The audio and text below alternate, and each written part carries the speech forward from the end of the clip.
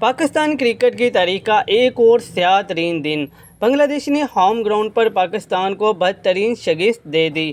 Rawalpindi test match کے آخری روز پاکستان نے 1 وکٹ کے نقصان پر اننگز کا آغاز کیا تو کپتان شان مسعود محض 5 رنز بنا کر آؤٹ ہو گئے، جبکہ بابر اعظم 22، عبداللہ شفیق 37، شاہین شاہ افریدی 2، نسیم شاہ 3، سعود شکیل، سلمان علی آغا اور محمد علی 0 پر پویلین لوٹ گئے۔ محمد رضوان نے 51 رنز کی مزاحمتی اننگ کھیلی۔ ان کی اننگ میں 6 چوکے شامل تھے۔ پاکستان کو بنگلہ دیش کے خلاف محض 29 رنز کی برتری حاصل ہوئی۔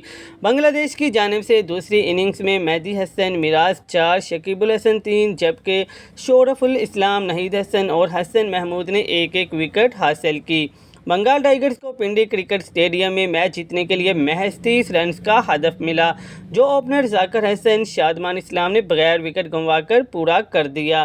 واضح رہے کہ پنڈی ٹیسٹ کے چوتھے روز بنگلہ دیش نے اپنی پہلی نامکمل اننگز کا آغاز 316 رنز 5 کھلاڑی آؤٹ سے کیا تھا اور پاکستان کے 448 رنز کے جواب میں بنگلہ دیش کی ٹیم پہلی اننگز میں 565 رنز بنانے میں کامیاب ہوئی تھی۔ یوں مہمان ٹیم نے پہلی اننگ میں 117 رنز کی برتری حاصل کی تھی، جبکہ قومی ٹیم نے ٹیسٹ میچ کے چوتھے روز کے اختتام پر اپنی دوسری اننگ میں 1 وکٹ پر 23 رنز بنائے تھے۔ مزید نیوز اپڈیٹس کے لیے چینل کو سبسکرائب کر لیں تاکہ ہر آنے والی نئی اپڈیٹ سب سے پہلے آپ کو مل سکے۔